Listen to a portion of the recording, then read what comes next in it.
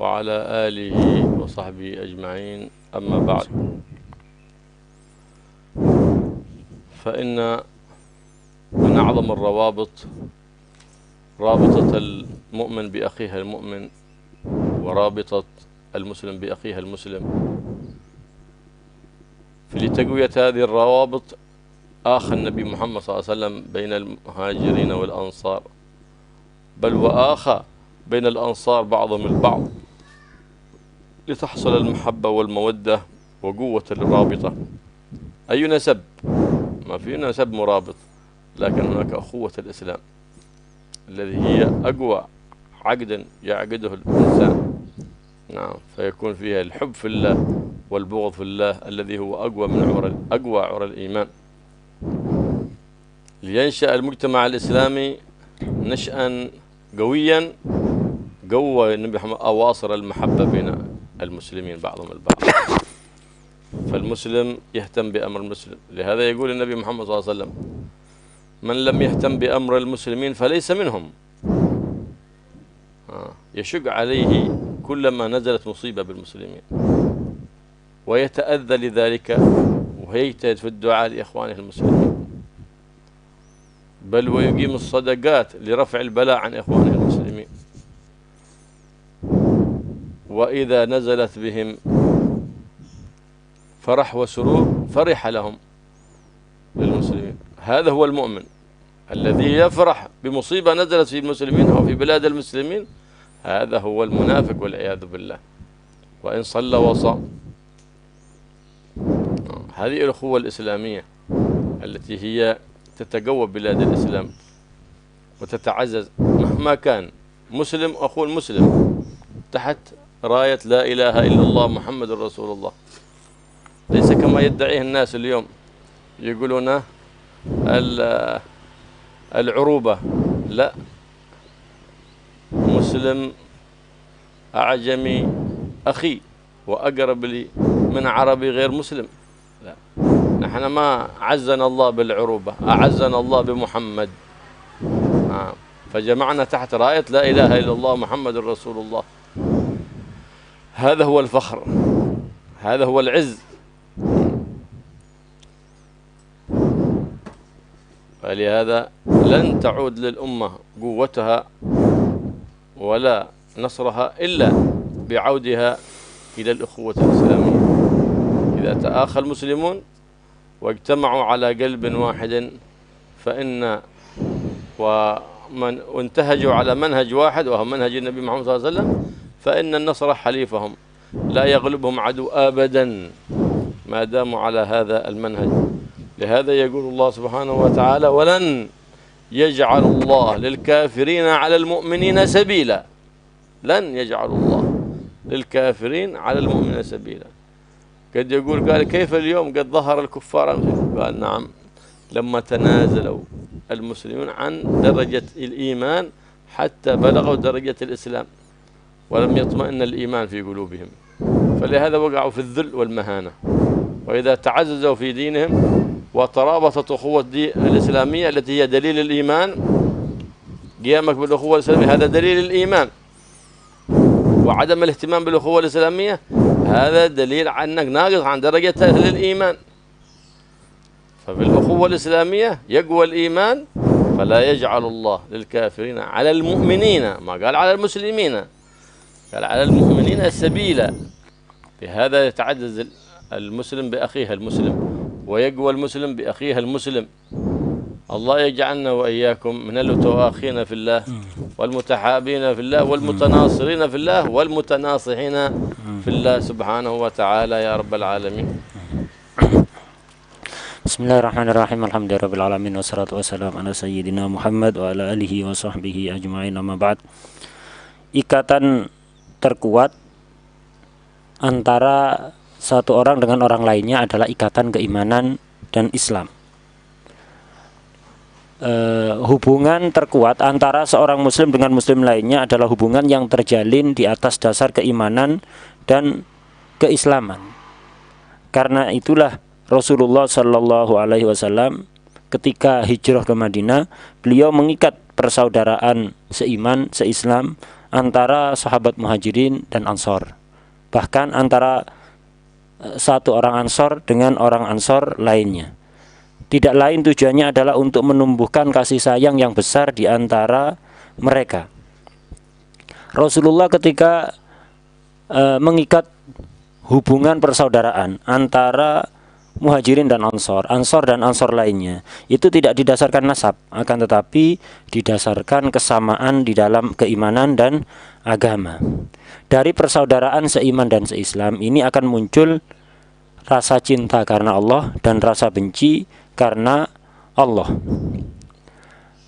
Satu muslim dengan muslim lainnya ibarat saudara. Ketika salah satu muslim tertimpa kesedihan, maka muslim lainnya juga akan menjadi sedih.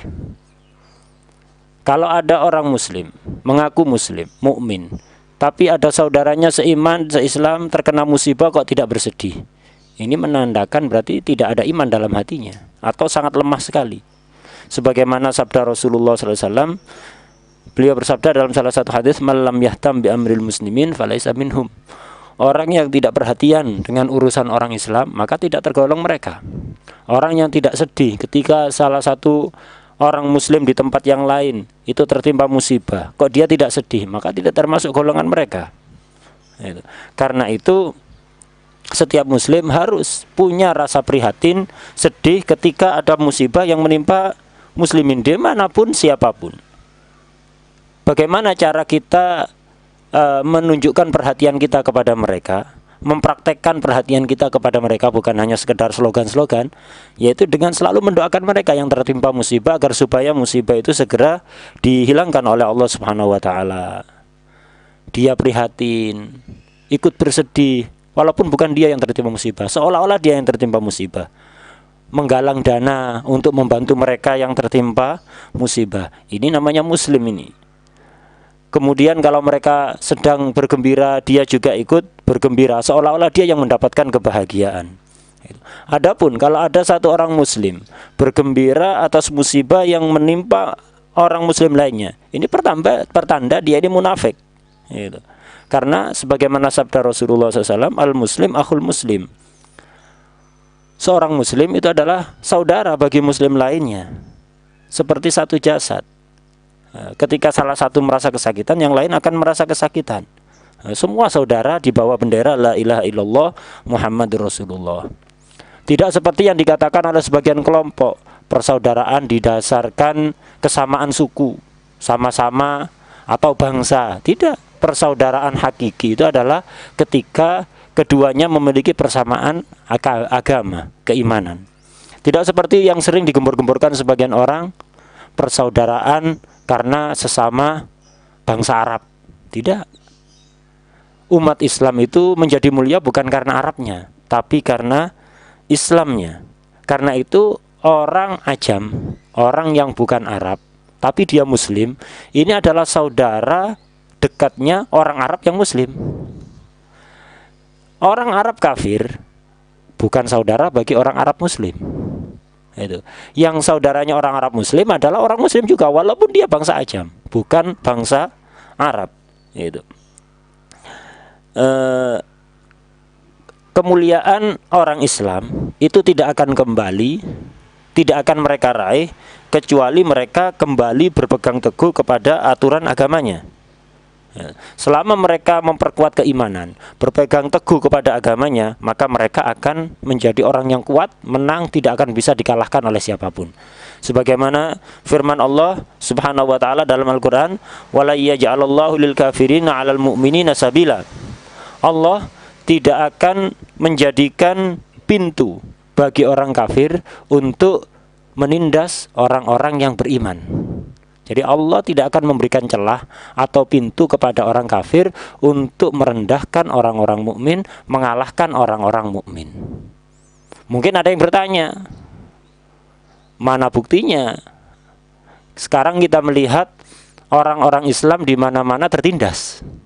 Mereka ditindas oleh orang-orang kafir. Katanya di dalam Al-Qur'an disebutkan, wala yaj'alallahu lil kafirin 'alal mu'minina sabila. Allah tidak akan memberikan pintu untuk orang kafir untuk bisa mengalahkan orang yang beriman. Sekarang buktinya orang-orang Islam ini semuanya rata-rata tertindas, lemah, tidak berdaya menghadapi orang-orang kafir. Jawabannya adalah benar, orang Islam sekarang tertindas. Kenapa? Mereka tidak memiliki keimanan. Mereka punya Islam tapi imannya tidak ada. Imannya sangat tipis sekali. Allah dalam Al-Quran berfirman, wala yaj'alallahu lil kafirin 'alal mu'minin. Allah tidak mengatakan 'alal muslimin. Itu, 'alal mu'minin.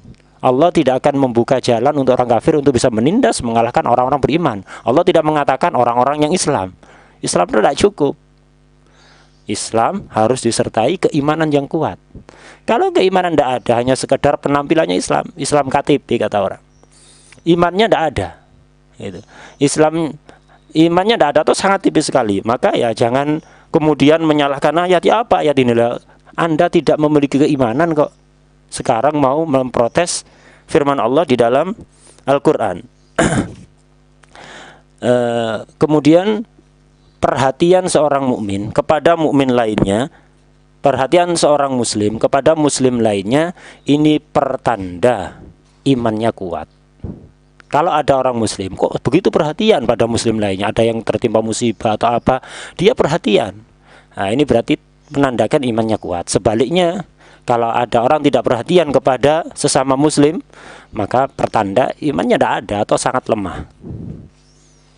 روى الإمام النووي في كتابه الأربعين حديثا عن النبي محمد صلى الله عليه وسلم فقال عن أبي هريرة رضي الله تعالى عنه قال، أبو هريرة الصحابي الجليل الذي قدم على النبي محمد صلى الله عليه وسلم في يوم فتح خيبر،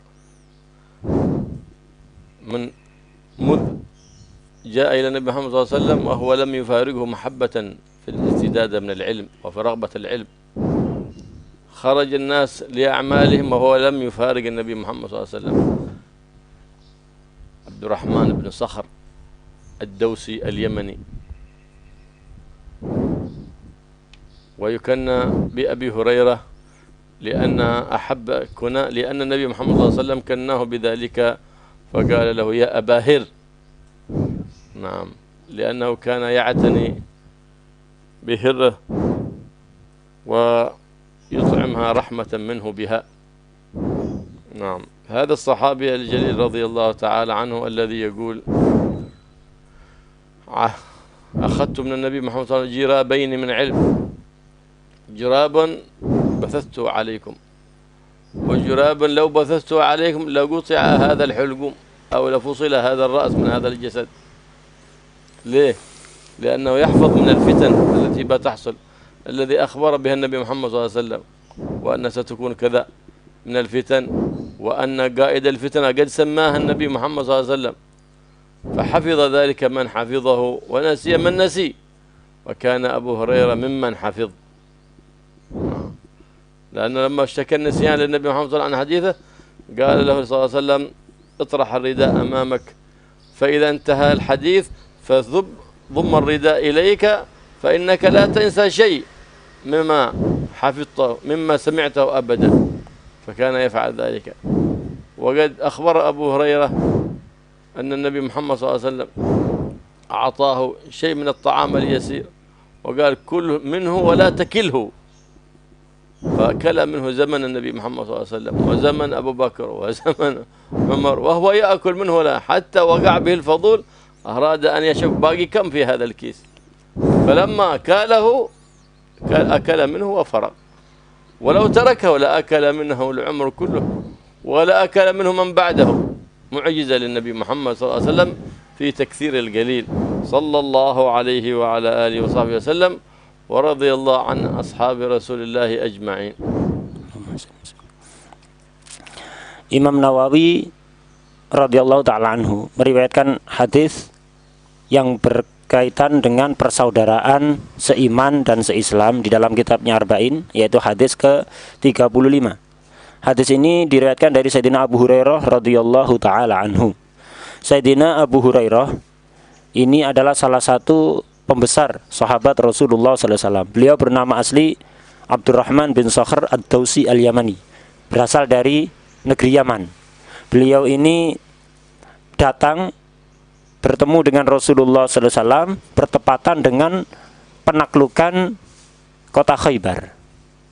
Nah, ketika Rasulullah SAW menaklukkan wilayah Khaybar, saat itulah Sayyidina Abu Hurairah datang sowan kepada Rasulullah SAW. Dan sejak beliau datang bertemu Rasulullah SAW, tidak pernah Sayyidina Abu Hurairah ini berpisah meninggalkan Rasulullah SAW. Beliau terus bareng bersama Rasulullah SAW untuk apa? Untuk mendapatkan ilmu sebanyak-banyaknya. Ketika orang-orang punya urusan, repot, sibuk dengan urusannya, Sayyidina Abu Hurairah tidak pernah ada alasan untuk meninggalkan Rasulullah. Selalu beliau mengedepankan untuk apapun keperluan beliau tinggalkan. Untuk apa? Menemani Rasulullah SAW untuk mendapatkan ilmu sebanyak-banyaknya dari beliau. Beliau bernama asli tadi sebutkan Abdurrahman bin Sakhr Ad-Dawsi Al-Yamani. Abu Hurairah ini adalah kunyah. Yang memberikan kunyah ini adalah Rasulullah Sallallahu Alaihi Wasallam. Suatu ketika Sayyidina Abu Hurairah itu pernah terlihat oleh Nabi sedang memperhatikan seekor kucing, merawat seekor kucing, ngasih makan karena kasihan. Jadi biar gak susah-susah kucing ini nyari makan, dikasih makan oleh Sayyidina Abu Hurairah, diperhatikan, dirawat gitu. Rasulullah melihat, akhirnya dipanggil oleh Rasulullah dengan panggilan Abahir. Sejak itulah kemudian beliau terkenal dengan nama Abu Hurairah. Dan Abu Hurairah ini, panggilan Abu Hurairah ini paling disukai oleh beliau. Kenapa? Ini yang memberikan nama ini Rasulullah Sallallahu Alaihi Wasallam. Sayyidina Abu Hurairah inilah yang mengatakan salah satu hadis yang berbunyi, athar dari beliau yang berbunyi di antara kalam beliau yang masyhur, warithu jirobaini minal ilm. Aku mewarisi 2 wadah ilmu dari kekasihku Rasulullah SAW. Jadi ada 2 wadah besar yang berisi ilmu dari kekasihku. Aku mewarisinya dari kekasihku Rasulullah SAW. Yang satu wadah sudah aku sebarkan kepada kalian. Karena itu banyak sekali hadis itu diriwayatkan dari Sayyidina Abu Hurairah, dan beliau adalah periwayat hadis terbanyak. Gitu. Padahal beliau berkumpul sama Nabi tidak terlalu lama. Tapi karena selalu bersama Nabi, akhirnya banyak hadis yang beliau dapatkan. Yang satu wadah besar sudah beliau sebarkan kepada umat Nabi Muhammad SAW. Yang satu wadah beliau simpan. Kenapa? Kata beliau, yang satu wadah lagi, ilmu ini kalau sampai aku sebarkan pada kalian, leherku akan dipotong oleh orang-orang. Loh, kenapa kok bisa begitu menyebarkan ilmu kok dipotong lehernya? Iya, soalnya yang satu ini adalah ilmu yang berisi kabar dari Rasulullah SAW akan kekacauan dan fitnah-fitnah yang bakal terjadi sejak saat itu sampai akhir zaman. Jadi Sayyidina Abu Hurairah mengetahui hadis-hadis yang sangat banyak dari Rasulullah SAW yang mengkhabarkan tentang akan terjadinya kekacauan, fitnah yang akan turun pada tengah-tengah umat Islam. Termasuk tokoh-tokohnya disebutkan namanya oleh Rasulullah SAW. Pemimpin fitnah ini di zaman ini siapa, di zaman ini siapa, di zaman ini siapa, di setiap generasi semuanya disebutkan. Nama ketuanya, nama-namanya disebutkan. Itu pemimpinnya. Sayyidina Abu Hurairah menghafal hadis itu tidak disebarkan sama beliau. Tidak disebarkan, kenapa? Kalau disebarkan akan orang-orang yang tokoh fitnah ini akan membunuh beliau. Gitu. Hadis ini kemudian disimpan sendiri oleh Sayyidina Abu Hurairah, disampaikan pada orang-orang khusus saja, dan para sahabat sebagian dari mereka mendengar, sebagian dari mereka ada yang masih ingat, sebagian lagi ada yang lupa, karena itu atas kehendak Allah Subhanahu wa taala. Sayyidina Abu Hurairah ini pernah mengadukan pada Rasulullah, beliau ini gampang lupa gitu, pelupa. Jadi mendengar hadis dari Rasulullah SAW tapi lupa. Akhirnya beliau mengadu pada Rasulullah, Rasulullah, saya ini gampang lupa, mendengar hadis dari Anda lupa, eman-eman ilmu yang saya dengar dari Anda itu kok banyak yang hilang, lupa. Akhirnya Rasulullah SAW memberikan tips kepada beliau agar tidak lupa. Yaitu apa? Ketika Rasulullah menyampaikan hadis, Sayyidina Abu Hurairah diperintahkan untuk menghamparkan ridaknya. Jadi ridaknya dibeber. Jadi ridaknya dibeber. Ketika Rasulullah sedang menyampaikan hadis, ridaknya dibeber. Selesai Rasulullah menyampaikan hadis, Rasulullah memerintahkan agar ridak itu ditempelkan ke dadanya, kayak dipeluk gitu, ditempelkan ke dadanya. Itu adalah resep kemudian yang membuat Sayyidina Abu Hurairah tidak pernah lupa hadis. Karena ini saran dari Rasulullah SAW. Kemudian Sayyidina Abu Hurairah ini pernah dikasih makanan sedikit oleh Rasulullah. Dikasih makanan sedikit.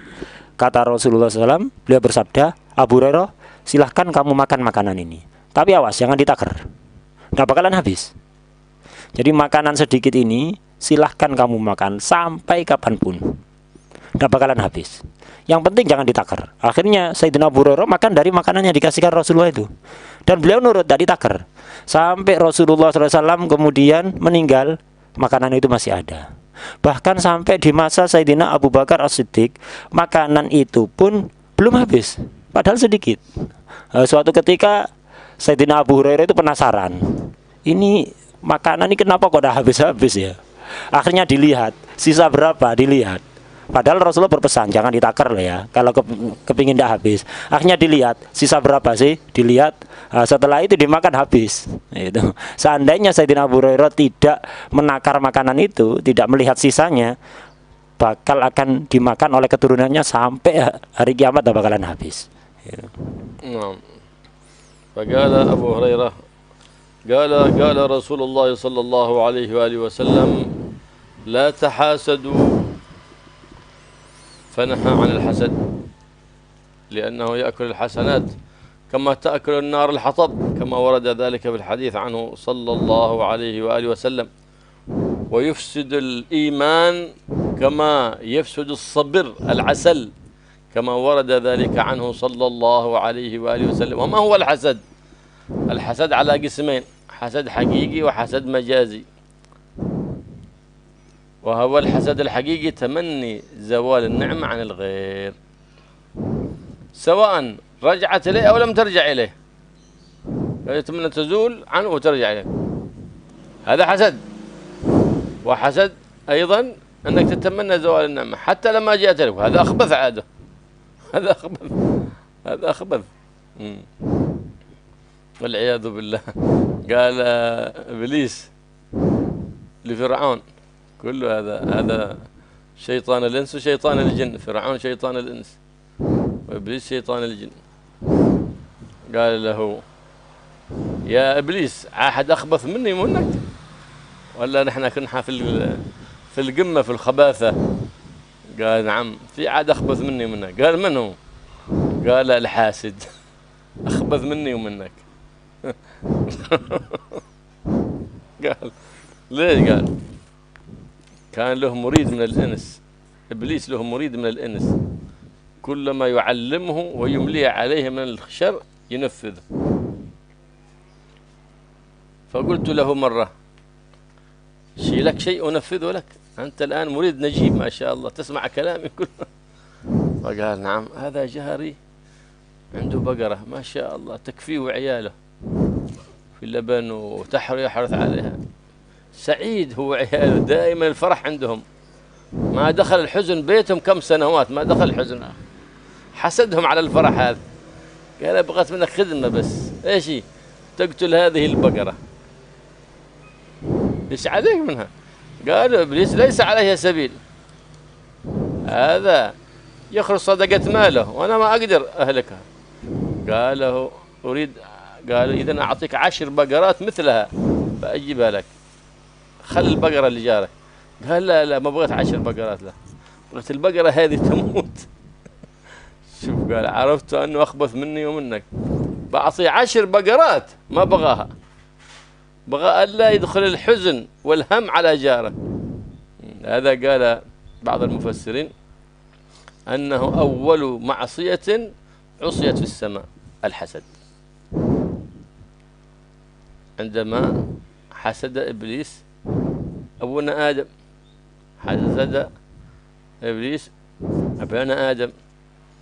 وأول معصية حصلت في الأرض وهو الحسد، عندما حسد قابيل أخاه هابيل، هذه معصية والعياذ بالله. فلهذا قال أن الحسد من أمهات الخبائث ومن معاصي القلوب، بل من الكبائر، ما هو من الصغائر، من الكبائر الحسد. فهو هم دائم، دائما مهموم، وغم ملازم ما يفارقك أبدا، ده أنت مهموم. فلهذا يموت الحاسد بحسده كالجمرة التي تحرقه وحتى يموت والعياذ بالله. الله يستنى بسترها للجميع. الله لا يحفظنا من شر الحاسدين. فلهذا أمرنا الله بالاستعاذة من الحاسد كما أمرنا أن نستعيذ من الشيطان. أمرنا بالاستعاذة من الشيطان وأمرنا بالاستعاذة من الحاسد كذلك، لأنه شيطان من شياطين الإنس والعياذ بالله. وقال تعالى ومن شر حاسد إذا حسد. الله يكفينا عن شر الحاسدين وشر العائنين وشر الساحرين وشر المؤذين من قريب أو بعيد يا رب العالمين، واجعلنا محفوظين إن شاء الله من حسد الحاسدين وأذية المؤذين، ويرد حسد الحاسد عليه وعلى أحب الناس إليه يا رب العالمين.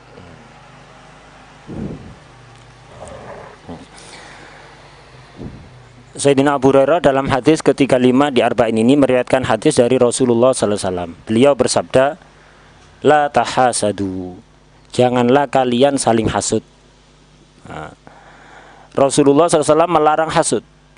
Dan beliau menghabarkan bahwa hasud itu akan menghabiskan pahala kebaikan sebagaimana api akan menghabiskan kayu bakar tanpa sisa. Begitu juga lah sifat hasud yang ada dalam hati, itu akan membakar seluruh pahala ibadah yang dilakukan oleh pemilik sifat tersebut, sehingga dia banyak ibadah tapi gak ada pahalanya, dihabiskan oleh hasudnya. Dan sifat hasud ini sangat bahaya sekali. Dia itu bakal merusak keimanan, seperti as-sabir. As-sabir ini nama tumbuhan yang sangat pahit. Mungkin kalau di daerah kita disebut mimbo. Itu bukan mimbo tapi ya pahitnya seperti itu. Jadi madu semanis apapun kalau dimasuki tumbuhan yang bernama sobir ini, buah yang bernama sobir ini, jadam namanya, buah jadam ya. Jadi seperti buah jadam, hasud itu akan merusak keimanan seperti buah jadam akan merusak rasa madu. Rasa madu semanis apapun bakal rusak rasanya kalau dimasuki buah jadam. Begitu juga iman. Sebaik apapun keimanan, tapi kalau sudah kemasukan hasud, bakal rusak keimanan itu. Dan hasud ini ada dua macam. Ada hasud hakiki, ada hasud majazi. Hasud hakiki itu ketika ada seseorang dalam hatinya punya keinginan hilangnya nikmat dari orang lain. Baik nikmat itu menjadi miliknya atau tidak menjadi miliknya, tidak peduli. Yang penting kenikmatan dari orang lain itu ya apa caranya hilang. Jadi ada orang itu. Jadi ketika sifat hasud itu yang hakiki adalah ketika ada orang mendapatkan nikmat, kemudian ada orang lain yang panas dengan kenikmatan yang dimiliki oleh orang itu, tidak senang dengan kenikmatan yang dimiliki orang tersebut. Itu baik nikmat itu diharapkan olehnya untuk menjadi milik dia atau tidak menjadi milik dia. Dan hasud yang model kedua ini yang lebih jelek, yaitu apa? Ketika ada orang berharap hilangnya nikmat dari orang lain, yang pokoknya hilang, walaupun tidak jadi milik saya, tidak ada urusan, yang penting hilang dari orang lain. Nah, ini hasud yang lebih jelek dibanding ketika dia berharap agar supaya nikmat itu menjadi milik dia. Suatu ketika pernah iblis sama Fir'aun itu kopdar, ngopi bareng gitu, ngobrol mereka. Itu mereka ngobrol. Fir'aun nanya pada iblis, iblis, kira-kira di atas dunia ini ada nggak yang lebih jahat daripada aku dan kamu? Jadi mereka sadar kalau mereka itu jahat, jelek, itu.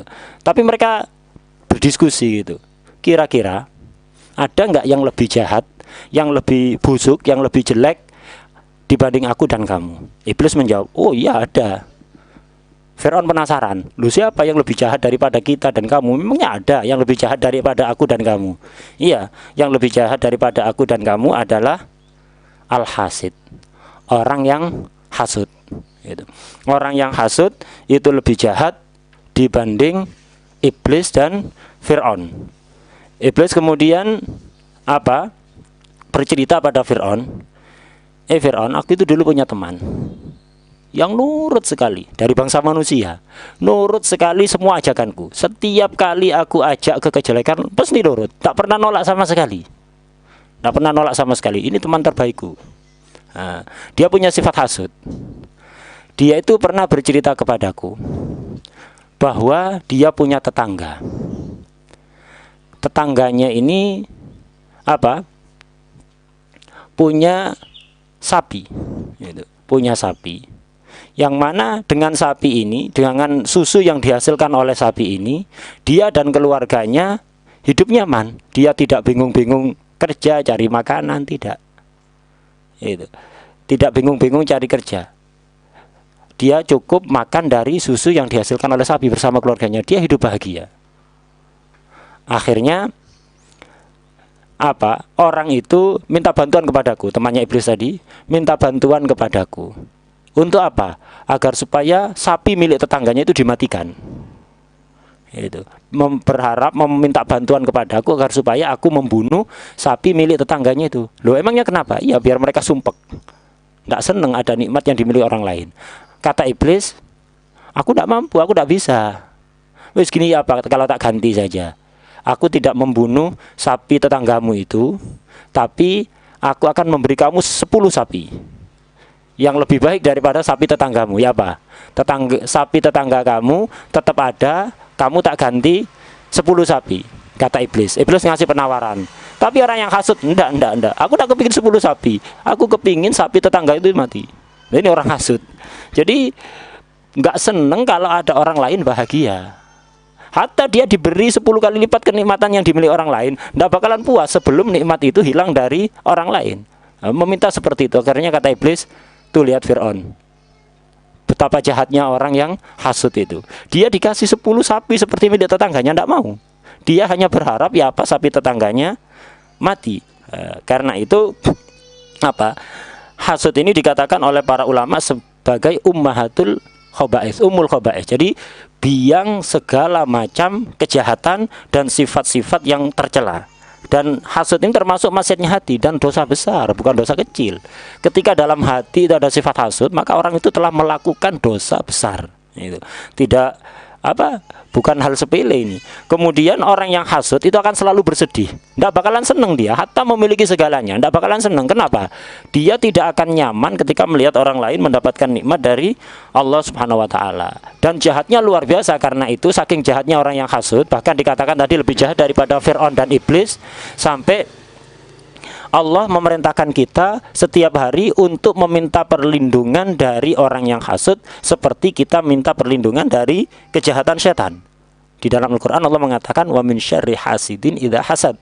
Jadi kita diperintahkan untuk berlindung dari kejahatan orang yang hasud, sebagaimana kita diperintahkan untuk berlindung dari kejahatan setan. Kenapa? Sama jahatnya, bahkan lebih jahat orang yang hasud. Karena itu beliau tadi berdoa, semoga Allah Subhanahu wa Ta'ala menghindarkan kita dari kejahatan orang yang hasud. Dan kita memohon kepada Allah Subhanahu wa Ta'ala agar supaya kejahatan orang yang hasud dikembalikan oleh Allah kepada dia sendiri dan kepada orang-orang yang paling mereka cintai. وأخبث الحاسد حاسد يحسد بقلبه وحاسد يحسد بقلبه ويسعى في تنفيذ ما في قلبه. وهذا الذي أمرنا الله منه بالتعوذ منه أكثر من غيره. فإن الذي يحسد بقلبه يموت بغيظه وبكمده ويبتلى بالضغط والسكر والعياذ بالله، والأمراض كلها تأتي بسبب الحسد، يعني من شدة الهم والغم لما أعطى الله سبحانه وتعالى لغيره من نعم. أما أخبث من ذلك هو الذي يعمل بمقتضى حسده. فلهذا قال الله في القرآن الكريم ومن شر حاسد إذا حسد، إذا عمل بمقتضى حسده.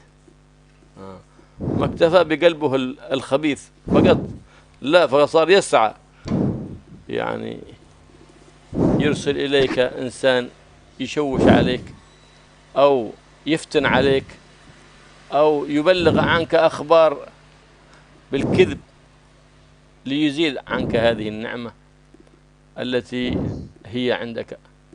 هذا بدأ الآن، أو يعمل شيء من السحر والعياذ بالله أو نحو ذلك. هذا خبيث جم، هذا الذي هو أخبث من الأول. شر إذا حسد، بمعنى إذا حسد أي عمل بمقتضى حسده. أما يحسد بقلبه خليه يموت بحسده. فلهذا لا يكون حاسد مؤمن أبدا، فضلا أن يكون ولي من أولياء الله. لا والله ما يكون ولي من أولياء الله حاسد أبدا، لأن الحاسد هذا يخاف عليه أن يموت على سوء الخاتمة. ليه؟ لأنه يعترض على الله، يقول يا رب، لسان حاله تقول يا رب أنت لست بعادل، أنت ظالم. لسان حاله تقول يا رب أنت لست بحكيم. هذا الكلام يكفر صاحبه والعياذ بالله، نسأل الله العافية والسلامة. فلهذا يخاف عليه إذا ما تدارك نفسه بالتوبة أن يموت على سوء الخاتمة والعياذ بالله. فإن الحاسد مأثوم في الدنيا، محروق في الدنيا، وفي الآخرة عذاب أليم، نسأل الله العافية والسلامة.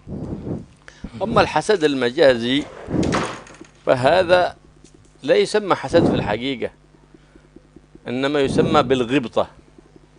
بالغبطة.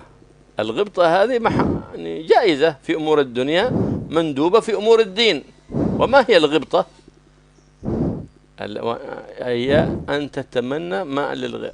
يا رب أعطيت فلان أمر من الدنيا، اللهم أعطني مثله، بل أحسن منه، المعطي الله. هذا جائز في أمور الدنيا، بغيت دار كما فلان، بغيت سيارة كما فلان، يا رب اللهم أعطني كما أعطيت فلان يا رب، بل اللهم أعطني أفضل مما أعطيت فلان. هذا جائز، ما هو مندوب. أما المندوب إذا رأيت واحد أعطاه الله تقوى، أعطاه الله أولاد صالحين، تسأل الله أن يعطيك أولاد صالحين. أعطاه الله سبحانه وتعالى علم، أعطاه الله خلق حسن، تسأل من الله أن يعطيك مثل ما أعطاه من الخلق الحسن. هذا مندوب. الغبطة في الدين مندوبة، والغبطة في الدنيا جائزة لا حرام. وعلى الغبطة يحمل حديث النبي محمد صلى الله عليه وسلم: لا حسد إلا في اثنتين. المراد بالحسد أي لا غبطة، هذا الحسد المجازي الذي معناها الغبطة، أي لا شيء هناك في الدنيا يحتاج إلى حسد. ولو كان والمراد إيصال ذلك إلا في أمرين فقط. ينبغي للإنسان ما يغبط شيء من أمور الدنيا هذه أو من مظاهر إلا في أمرين: رجل آتاه الله مالا فسلطه في هلكته فهو ينفق منه في الخير آناء الليل وأطراف النهار. ورجل أعطاه الله علما فهو يعلمه لمن يحتاج آناء الليل وأطراف النهار. بس قال لا حسد إلا في اثنتين. في مثل هذا إذا بتغبط أحد في أمر من أمور الدنيا فمثل هذا: مال تنفقه في طاعة الله ورسوله، أو علم تنفع به نفسك وتنفع به إخوانك المسلمين. إذا كان بتغبط وتتمنى. أما مال قد يكون مال بسبب يطغي الإنسان والعياذ بالله، يخرجه إلى الحرام ويوقعه في المعاصي، فهذا نقمة وليست هو من النعمة، فليس هو من النعمة. فهذا هو الحسد المجازي الذي يعبر عنه بالغبطة، فهو ليس بالحسد الحقيقي، بل هو أي الغبطة مندوبة في أمر الدين، جائزة في أمر الدنيا. فنسأل الله سبحانه وتعالى أن يوفقنا وإياكم لكمال الإيمان، ويخرج من قلوبنا كل خلق ذميم، ولا يجعلنا من الحاسدين ولا الحاقدين، ويخلينا عن كل خلق ذميم، ويحلينا بكل خلق حميد كريم، ويعطينا ما أعطى عباده الصالحين من أخلاق كريمة، ويخلقنا بأخلاق الصالحين، ويقربنا من الصالحين، ويبعد عنا وعنكم شر الحاسدين المؤذين يا رب العالمين. Hasud itu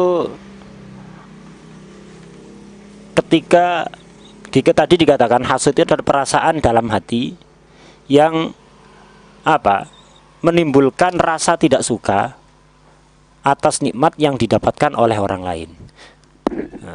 Hasud ini, orang yang memiliki sifat seperti itu ada dua model. Ada yang dia hasud ditahan, di hatinya panas, nggak seneng ada orang mendapatkan nikmat.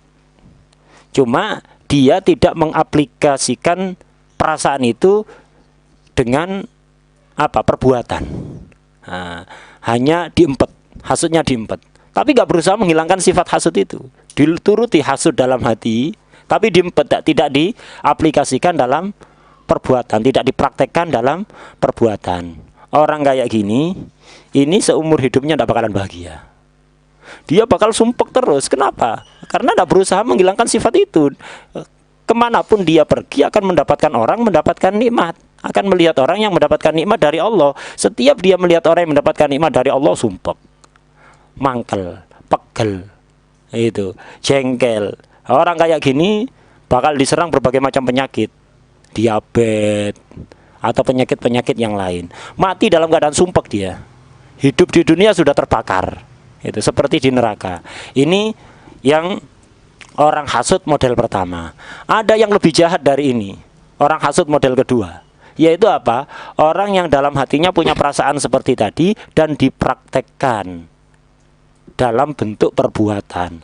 Jadi dia berharap, dalam hatinya ada harapan agar supaya nikmat yang dimiliki orang lain hilang, dan dia secara nyata melakukan perbuatan yang berusaha untuk menghilangkan nikmat itu. Berusaha menghilangkan nikmat yang dimiliki oleh orang lain. Misal, ada orang seneng bahagia, kenapa? Dia mendapatkan kabar gembira.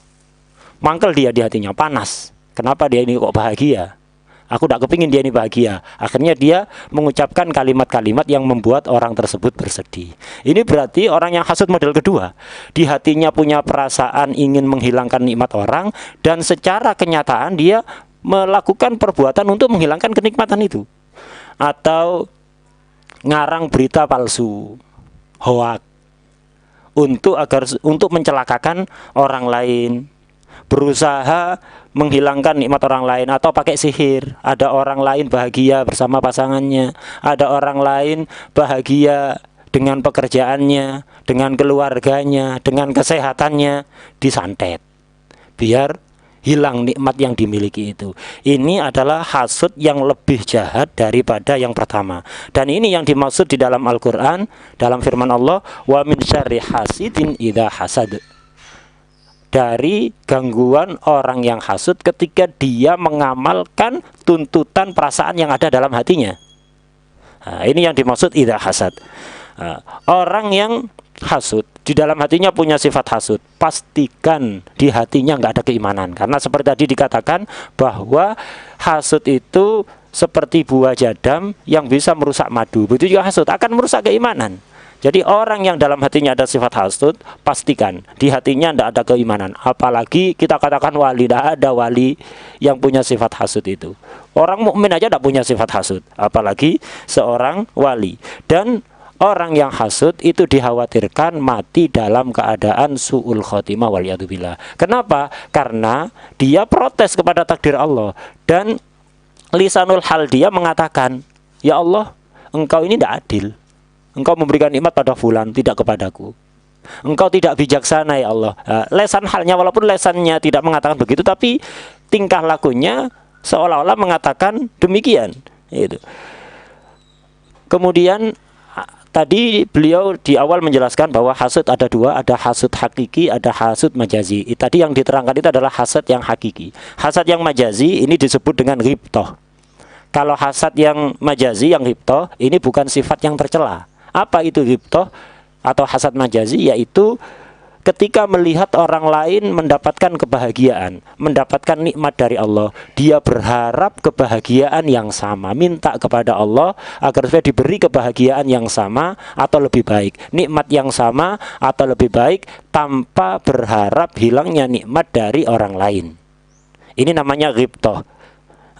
Ghibthah ini kalau berkaitan dengan urusan dunia boleh, tidak sampai sunnah, tidak haram dan tidak sunnah, boleh gitu aja. Tapi kalau berkaitan dengan urusan agama dianjurkan sunnah. Contoh, misal kita melihat ada orang lain punya mobil bagus, punya rumah megah. Nah, kemudian dalam hati kita tumbuh perasaan kepingin rumah seperti itu, kepingin mobil seperti itu, atau bahkan lebih baik dari itu, tanpa berharap nikmat orang lain tersebut hilang. Nah, ini namanya ghibthah. Ini bukan sifat tercela. Karena berkaitan dengan urusan dunia, urusan mobil, urusan rumah, ini diperbolehkan oleh agama, tidak haram dan tidak sunnah. Tapi kalau berkaitan dengan urusan agama, dianjurkan kita untuk berharap seperti itu. Misal, kita melihat orang lain mendapatkan nikmat yang besar dari Allah, dia itu takwa, selalu taat kepada Allah, menjauhi larangan-larangan Allah. Dia memiliki anak-anak yang soleh, memiliki ilmu yang manfaat, memiliki akhlak yang baik. Kemudian dalam hati kita tumbuh keinginan, ya Allah, aku kepingin anak-anak yang soleh seperti itu, takwa seperti itu, ilmu yang manfaat seperti itu, akhlak yang baik seperti itu, tanpa berharap nikmat orang lain itu hilang. Lah ini disunahkan, ini dianjurkan. Kita punya harapan seperti itu kepada Allah, memohon pada Allah dapat pahala. Ini namanya hasad majazi. Dan inilah yang dimaksud hasad di dalam salah satu hadis Rasulullah SAW. La hasada illa fisnaten. Tidak boleh hasud kecuali pada dua orang. Gitu. Jadi tidak boleh hasud kecuali pada dua orang. Yang dimaksud hasud oleh Rasulullah SAW di sini bukan hasud hakiki yang tadi di awal diterangkan, tapi ini hasud majazi atau disebut dengan istilah lain dengan ghibthah. Jangan ghibthah kepada siapapun kecuali dua orang. Yaitu yang pertama adalah seseorang yang diberi harta yang melimpah oleh Allah dan harta itu digunakan untuk ketaatan, diinfakkan fisabilillah. Ini silahkan ghibthah kepada dia. Ya Allah, berilah aku harta sebanyak orang ini, bahkan lebih banyak yang bisa aku gunakan untuk taat kepadamu. Dan yang kedua adalah seseorang yang diberi ilmu oleh Allah, kemudian diajarkan mulai pagi sampai malam, sepanjang siang, sepanjang malam, ilmu itu diajarkan, ilmu yang manfaat itu diajarkan kemana-mana. Nah, ini kalau ada orang seperti itu silahkan dana ghibthah. Diperintahkan oleh Rasulullah SAW. Ya Allah, berilah aku ilmu seperti dia yang bisa aku ajarkan manfaat untuk setiap orang di siang dan malamku. Nah, ini ghibthah yang diperintahkan oleh Rasulullah SAW. Ghibthah urusan yang lain boleh, tapi tidak dianjurkan. Hanya boleh gitu saja. فالحسد نار أول ما يحرق صاحبه مثل النار أول ما يحترق بها والعياذ بالله. فلهذا قيل الحسود لا يسود، أي لا يكون سيدا ولا يصلح أن يكون ذا مسؤولية بين الناس، لأنه إن تولى خان ولم يوفي بالعهد الذي عليه في تلك المسؤولية، لأنه قلبه أسود ويكون كل أفعاله وأقواله على الخطأ، لأنه يتصرف من نفس مظلمة والعياذ بالله. لهذا هناك تقدم معنا في درس التصوف أن هناك أسباب تجلب التوفيق، أي خلق قدرة الطاعة، وأسباب تجلب الخذلان والعياذ بالله. فمن الذي يكون السبب في رفع التوفيق وجلب الخذلان؟ الحسد والعياذ بالله. تكون سبب أنك تخذل ويرفع عنك التوفيق، فلا يكون موفقا لا في أقواله ولا في أفعاله. بل ومن تعلم عنده حتى تسلب البركة منه، حتى من تعلم. لماذا؟ لأنه بيسري هذا الداء. إن تعلمت عند حاسد أو صاحبت حاسد يسري إليك هذا الداء من حيث لا تشعر والعياذ بالله. لكن من قلبه سليم عن الخلق أجمعين، هذا هو العبد الكريم المحبوب عند رب العالمين، فيعطيه الله سبحانه وتعالى. فأول ما يضر الحاسد هو نفسه، علم ذلك أو لم يعلم. ولا يحسد إلا صاحب النعمة، أما إذا ما عندك نعمة ما حب يحسدك. لهذا تدعو دائما تقول لا ولدها الله لكذب يخرج من ولدي الله يكثر حسادك يا ولدي. قال يا أمي بغيت تعمل حساد، قالت لي يا ولدي لو أنت لا شيء ما حب يحسدك، ما بيحسدك الناس إلا وأنت شيء، عندك نعمة تحسد عليها. ما إذا أنت لا شيء عليش بتحسد؟ حد بدأ يحسد حجر في الطريق، ما حد بدأ حسد حجر في الطريق،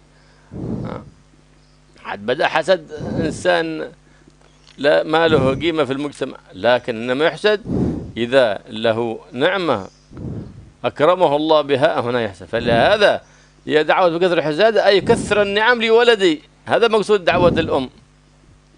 لماذا؟ لأن كل ذات نعمة محسود. فالأعجب كل العجب في هذا الزمان يطرح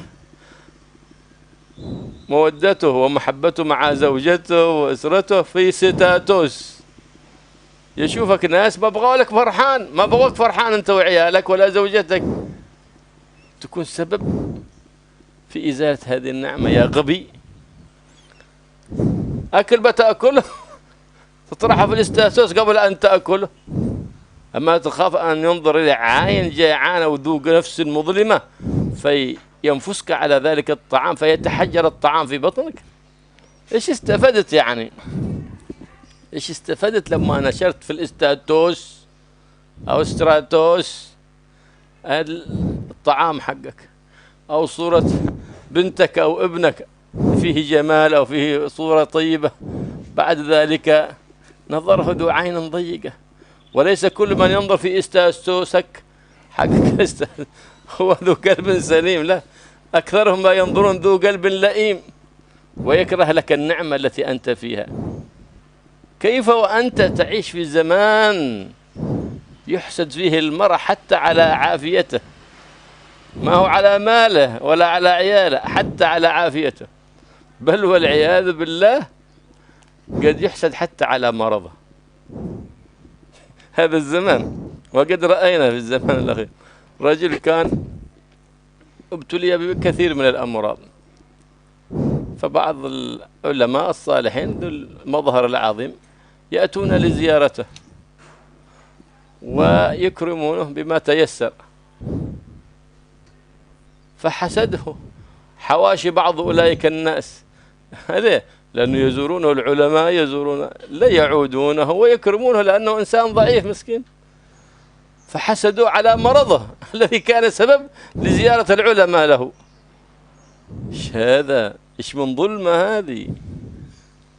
ثم ندعي بالإيمان، ثم بعد ذلك يعتقد أنه من أولياء الله. لا والله ما يكون من أولياء الله حاسد أبدا، ولو قام الليل وصام النهار وحفظ التوراة والإنجيل والزبور والقرآن ما يكون ولي من أولياء. هذا لا زال ما بلغ درجة الإيمان، بل بينه وبين الكفر شعرة، يخاف عليه سوء الخاتمة والعياذ بالله. كان هناك يروى أن هناك جاء رجل من البادية في وقت المعتصم بالله أحد الخلفاء الدولة العباسية، كان هذا له حكمة وله شعر، فلما ألقى شعره عند المعتصم أعجب بهذا الرجل البادية وله هذا العقل وهذا الحكمة وهذا الأشياء، فأعجب به فصار يدنيه حتى صار يدخل عليه من غير إذن. قال أي وقت تأتي يدخل من غير إذن. الوزير حسده، قال إيش هذا بيقربه أحسن مني، صار أنا ما أدخل على المعتصم إلا بإذن. فحسده، فجاء عند الملك يقول شوف هذا اللي تقرب وهذا كل يوم يجي عندك يدخلوا عليك يتكلم عليك عند الناس، يقول أن الأمير أبخر يعني الرائحة الكريهة تخرج من فمه، حتى أنه لو عندك شوفوا يقول هكذا يكفي فمه هكذا. قال أنا خلاص سأرى في هذا الأمر، فأنظر كلامك حقيقي ولا لا. فخرج ذلك الوزير تو على طول قال ذلك الرجل اليوم غداك عندي، شوف ضروري تجي. قال مرحبا، وجاء وأكثر له الأكل ثوم، يكثر في الثوم، فصيب الأكل بالثوم فصار رائحة ثوم كريهة. فقال الوزير أنت الآن بتذهب إلى الملك، انتبه تقرب عنده بتوسخ بتؤذي الملك برائحة فمك هذا الثوم. قال بس إذا أنت ذا فاستر فمك عنه حتى لا تؤذي الأمير برائحة الثوم. قال يا أخي، فصار يكلمه من بعيد. لما جاء عند الملك هذا المعتصم يكلمه من بعيد، قال أدنوا مني، فاستحى كيف يدنوا، فلما دنا منه رائحته ثوم صار يستر الفم بالرداء. الوزير كلامه صحيح، هذه العلامة موجودة الآن. فصار كتب رسالة ولا يكتب الأمير المعتصم بيده إلا صلة أو جائزة كبيرة، لأنه بخط يده ما يأمر الكاتب يكتب. وختمها قال اذهب إلى عاملي في مكان كذا. فلما خرج عند الباب قالوا كيف كان جلستك مع الوزير؟ يسأل الرجل هذا كيف كان جلوسك مع الملك؟ قال ما شاء الله أكرمني بجائزة وصلة وختمها. قال ليش أنت اترك عادك عند عاملهم بعيدة وما بتجي عليه، أنا بعطيك 2000 دينار الآن بعطيك إياها وأخذت الجائزة هذه، لأنه يعرف أن الملك همته كبيرة، إذا كتب جائزة يكتبها لا بمئات الآلاف من الدنانير. خلاص هات الورقة أنا بشيلها منك. فذهب إلى عند من له الرسالة من العمال، فلما فتحها فإذا هي مكتوب فيها: إذا قرأت كتابي هذا فاقطع رأس حامله. يا وزير تدري إيش في هذه الرسالة؟ قال هذه جائزة. قال لا، المعتصم كتب بخطه أن حامل هذه الرسالة يقطع رأسه. لا لا لا لا، هذه رسالة ما هي لي، هذه لواحد ثاني أنا شليتها منه. راجع الملك أول، انتظر اتصل عليه، ارسل له أحد. قال الملك لا يراجع في أمر، استعد، وقطع رأسه وانتهى له. فبعد أخبر الملك أن هذا صاحبه اللي من البادية هذا يتجول في السوق. عجيب، هذا لم يمتثل أمري هذا الرجل. فناداه، فلما سأل: ألم أعطيك الورقة تذهب بها إلى؟ قال نعم، لكنني وجدني الوزير في الباب وقال لي لا تتعب نفسك، أنا أعطيك 2000 دينار وأخذ الجائزة منك. وذهب وقال: ألست أنت الذي تقول للناس أن الملك أبخر؟ قال: حاشا ذلك. وقال لي: كيف لما دنوت مني طرحت يدك على فمك؟ قال: لقد أعطاني وطعاما وزيرك هذا قبل أن أدخل عليك فيه من الثوم الشيء الكثير، فأكلت منه فخفت أن أوذيك برائحة فمي، لا لأنني أتأذى منك. فقال: سبحان الله، قاتل الله الحسد. أول ما قتل صاحبه، أول ما قتل صاحبه، فأدنى هذا الرجل المحسود وصار له مكانه، بل وأعطاه الوزارة بدل الوزير المنبوذ الحاسد والعياذ بالله. شوف كيف هذه نتيجة الحسد. الحاسد هذا يحفر الحفرة لنفسه ويوسعها، هذا هو حفرته، هذا هو قبره. في الدنيا مهموم مغموم، وفي الآخرة العذاب الأليم والعياذ بالله. فالعاقل الذي يتخلص من هذا المرض، فلهذا سموها العلماء أم الخبائث، لأن من الحسد يتولد معاصي كثيرة، تتولد كلها من الأم هذه، أم الخبائث الحسد. فجنب، فإذا وجدت في قلبك حسد على أحد فتعوذ من الشيطان، وإذا بينك وبين الله سبحانه وتعالى ادع له أن الله يزيده من الرزق. أنت تحسد على إيش؟ على رزق. يا رب فلان أعطوك رزق كثير يا رب، الشيطان يغيظه الآن.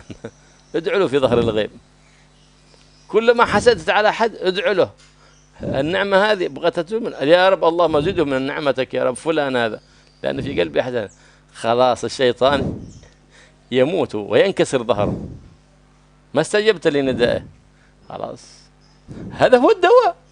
كلما وقع في قلبك حسد على أحد سق إليه النعم وادعو إليه في ظهر الغيب أن الله يزيد من تلك النعمة التي أنت تحسدت عليها. اللهم زده يا رب وأعطي نعم كثيرة ووفقه لطاعتك يا رب. خلاص انقسم ظهر الشيطان، فما يصير للشيطان عليك سبيل أبدا.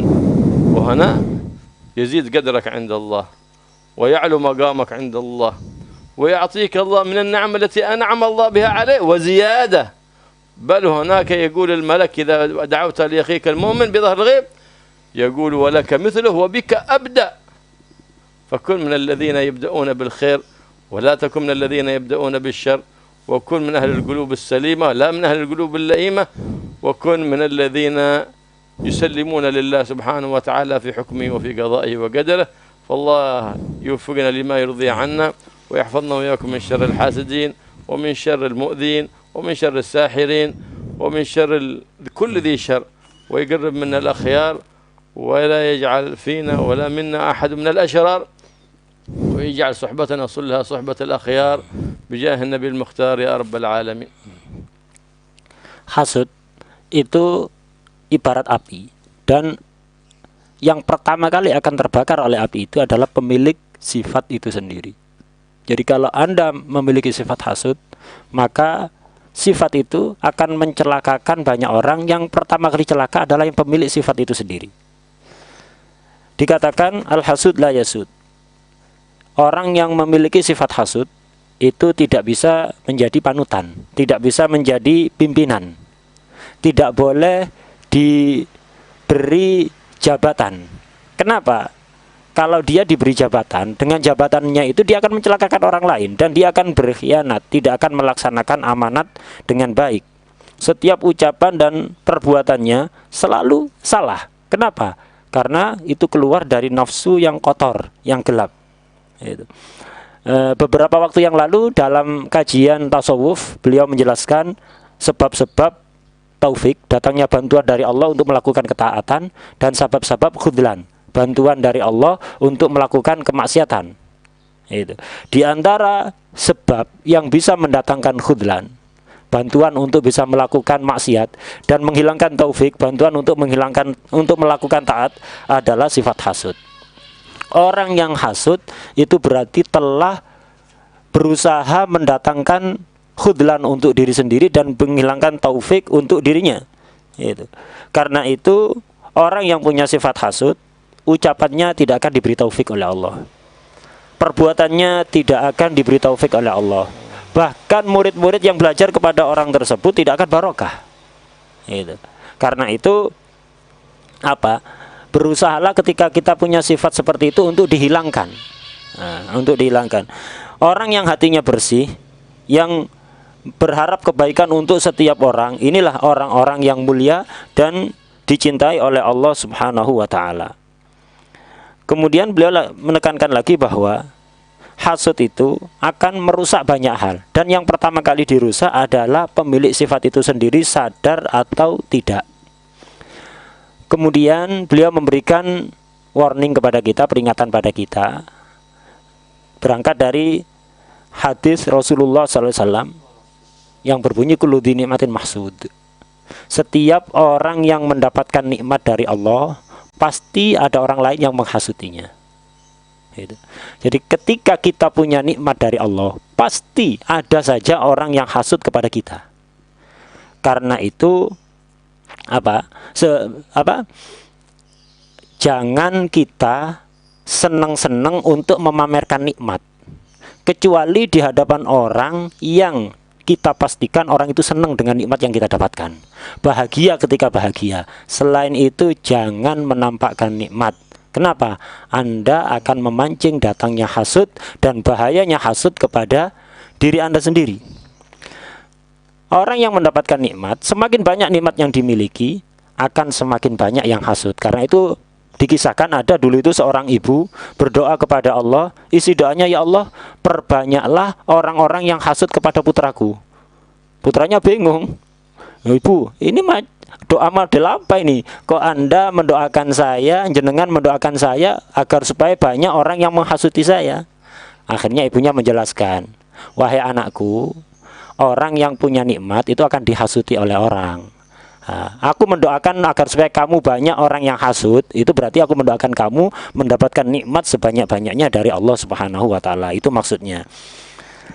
Sekali lagi, orang yang memiliki nikmat, semakin banyak nikmat yang dia miliki, semakin banyak yang hasud. Karena itu jangan suka memamerkan nikmat kepada orang, kecuali orang-orang yang Anda pastikan senang melihat nikmat Anda yang Anda miliki. Karena itu sangat aneh sekali dan sebuah kebodohan dan ketololan besar ketika ada seseorang memamerkan foto bahagia bersama istrinya di statusnya, di WA, di Facebook atau medsos lainnya. Menfoto anaknya yang lucu, cantik, tampan, lucu, rapi, diposting di status. Ini bodoh bahlul itu namanya. Itu adalah kebodohan dan ketololan. Kenapa? Anda memancing orang untuk hasud kepada Anda. Orang yang melihat status Anda tidak semuanya suka dengan kesenangan yang Anda dapatkan. Tidak semuanya suka, bahkan kebanyakannya tidak suka, kebanyakannya hasud. Bisa-bisa anak Anda atau istri Anda atau Anda sendiri kena ain nanti, atau kena hasud, atau disihir bahkan. Karena itu hati-hati. Sungguh sangat mengherankan sekali dan bodoh sekali. Atau pergi ke rumah makan, atau masak di rumah, masakan yang enak, istimewa. Sebelum makan difoto, cekrek, foto sih, habis status, mangan sih. Nah ini, apa maksudnya? Faedah yang didapatkan itu apa kira-kira dari foto model seperti itu? Itu Anda akan memancing orang hasud kepada Anda. Itu. Jadi apa? Kebanyakan orang yang melihat status Anda tersebut, kebanyakan orang yang nggak suka, bukan orang yang suka. Kebanyakan orang yang nggak suka karena zaman ini adalah zaman yang dipenuhi hasud. Kalau di zaman dulu orang hasud itu paling kepada kenikmatan seperti harta. Sekarang enggak, orang sehat dihasuti. Zaman sekarang orang sehat dihasuti. Bahkan lebih parah lagi zaman sekarang ini, saking rusaknya zaman ini, orang sakit dihasuti. Nah, ini bukan sekedar omong kosong. Kata beliau melihat sendiri beberapa waktu lalu itu ada orang sakit itu bertahun-tahun. Itu gara-gara dia sakit, akhirnya ada sebagian ulama, ya orang-orang soleh, datang menjenguk dia, mendoakan dia. Itu lah kayak gini dihasuti orang sakit, gara-gara sakitnya dia kemudian dikunjungi ulama, dikunjungi orang soleh, didoakan. Ada orang lain hasut, waduh, ini enak ini dikunjungi ulama, dihasuti. Orang dihasuti karena sakitnya. Nah, karena itu hati-hati, jangan suka memamerkan nikmat yang Anda miliki kepada kepada orang lain, seperti di status atau yang lainnya itu. Dan orang hasud itu di hatinya tidak ada keimanan. Karena itu jangan pernah beranggapan kalau ada wali tapi di hatinya hasud, tidak ada. Kalau ada orang di hatinya punya sifat hasud, pastikan dia bukan wali. Walaupun dia hafal Quran, Taurat, Injil, dan kitab-kitab yang lain, hafal semuanya. Walaupun setiap malamnya dia qiyamul lail, setiap harinya puasa, tidak akan jadi wali. Bahkan jarak dia antara kekufuran hanya 1 helai rambut. Dikhawatirkan orang seperti ini mati dalam su'ul khotimah, walaupun ibadahnya sebanyak apapun. Kalau punya sifat hasud, dikhawatirkan su'ul khotimah. Dan kemudian beliau menyebutkan kisah yang menjelaskan tadi itu, bahwa orang yang hasud itu akan mencelakakan diri sendiri tanpa sadar. Dulu di masa pemerintahan Al-Mu'tasim Billah dari dinasti Abbasiyah, itu ada seorang Arab pelosok, seorang Arab Badui. Jadi Arab pedalaman itu, tapi pinter buat syair, dan syairnya luar biasa. Isi syairnya itu, kata-kata mutiaranya itu sangat menyentuh. Suatu ketika dia membacakan syairnya di depan Raja Mu'tasim Billah ini. Raja Mu'tasim Billah terkagum-kagum dengan syairnya. Akhirnya hari demi hari orang ini tambah dekat kepada Raja Mu'tasim. Saking dekatnya sampai-sampai kalau dia kepingin datang menemui Raja Mu'tasim, tidak perlu minta izin, langsung bludas-bludus masuk gitu aja. Ada seorang menterinya yang hasud. Menteri ini kemudian bilang, loh, orang ini orang baru, bukan apa-apa di istana ini, bukan menteri, bukan pejabat, bukan apa, hanya sekedar orang Arab Badui, kok bisa sedekat ini dengan raja. Aku yang bertahun-tahun, bahkan aku menterinya kalah dekat sama dia. Aku kalau mau bertemu raja harus minta izin, dia ini tidak perlu minta izin. Berarti ini orang ini harus aku singkirkan. Muncul sifat hasud pada hati menteri ini. Akhirnya apa? Si menteri ini berkata kepada raja untuk menfitnah orang Arab Badui tadi ke raja. Dia mengatakan, wahai raja, orang Badui yang biasanya datang pada Anda itu orang busuk gitu. Loh, busuk apanya? Dia orang baik? Enggak, iya di depan Anda baik, di belakang Anda dia orang jahat, busuk. Apa memang kebusukannya? Iya, kalau dia pergi keluar dari sana, dia ngomong ke semua orang bahwa bau mulut Anda itu sangat tidak sedap, sangat mengganggu. Raja tidak langsung percaya begitu saja. Masa tidak ada buktinya? Akan saya buktikan, raja. Coba perhatikan. Coba besok Anda panggil dia, si menteri ini. Besok Anda panggil dia. Anda lihat, kalau dia berbicara dengan Anda, pasti mulutnya bakal ditutupi. Itu karena apa? Dia merasa terganggu dengan bau mulut Anda, dan itu dia katakan ke semua orang di luar sana, menjadi viral di luar sana bahwa Anda ini raja yang bau mulutnya sangat tidak sedap. Silahkan buktikan sendiri besok. Dia kalau ngobrol dengan Anda pasti ditutupi mulutnya. Nah, udah. Setelah menteri ini menghasut orang Baduy tadi di depan raja, dia pulang dan menemui si Arab Baduy, pura-pura baik. Sini kamu. Ada apa? Aku punya acara makan-makan malam ini, istimewa. Ayo datang ke rumahku, makan-makan di rumahku. Makanan istimewa, ndak bakalan nemu kamu makanan senikmat itu. Seneng si Arab Baduy ini diundang. Dan jahat sekali ini si menteri ini. Dia makanan yang disediakan itu semuanya dikasih bawang sebanyak-banyaknya.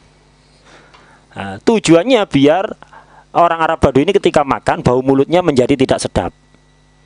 Dan zaman dulu tidak ada alat-alat untuk menghilangkan bau mulut dengan cepat seperti zaman sekarang. Dikasih makanan yang sekiranya membuat bau mulut itu sangat menyengat, tidak sedap sekali. Udah, setelah makan-makan pulang. Paginya dipanggil raja sesuai arahan menteri tadi untuk pembuktian. Paginya dipanggil oleh raja. Raja, silakan Anda panggil orang Arab Baduy pagi ini.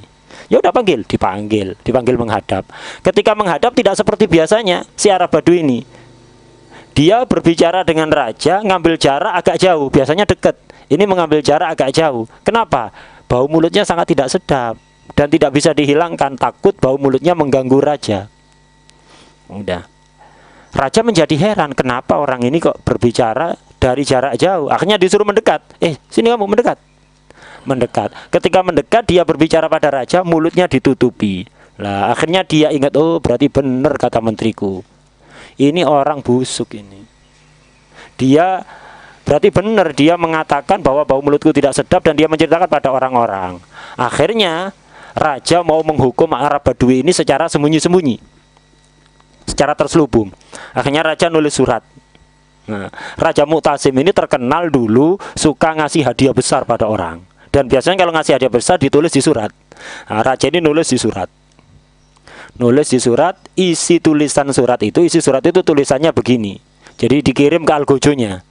Jadi isi tulisannya adalah, siapapun yang datang kepadamu membawa surat ini, penggal kepalanya. Itu isinya. Si Arab Baduy nggak tahu kalau itu isinya, dikira hadiah besar. Nah, udah, surat tadi setelah ditulis sendiri oleh raja, diikat, disegel, nggak boleh dibuka. Udah, ini surat untukmu, antarkan kepada algojoku di tempat sana. Antarkan sendiri. Antarkan. Dia seneng, dikira ini hadiah, padahal ini berita kematian dia ini.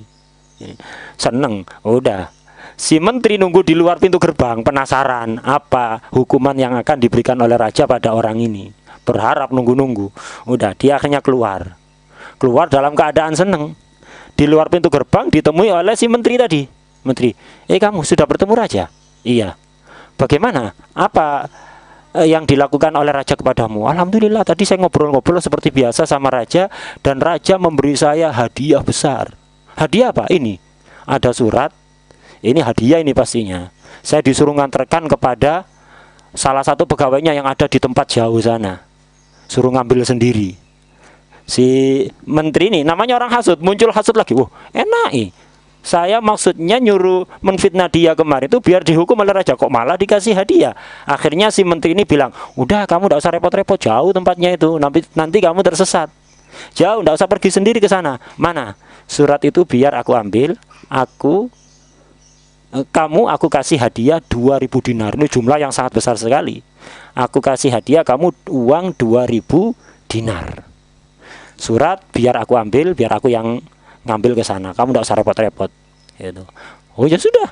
Akhirnya diterima uang 2000 dinar. Si menteri tadi yang datang, yang pergi membawa surat, diantarkan. Dikira hadiah besar, karena raja ini kalau ngasih hadiah biasanya nggak sedikit, sangat besar sekali. Pergi ke sana, bilang pada petugas yang ditunjuk oleh raja itu, aku disuruh raja untuk ngambil hadiah dari kamu. Hadiah apa? Ini surat dari raja. silakan kamu masuk. Dibuka sama si orang yang ditunjuk raja tadi, dibuka. Menteri, kamu bilang hadiah? Iya hadiah. Kamu tahu nggak isi surat ini? Apa? Ini tulisan raja sendiri, saya hafal tulisannya. Ini tulisan raja, isinya siapapun yang datang kepada kamu membawa surat ini, penggal segera kepalanya.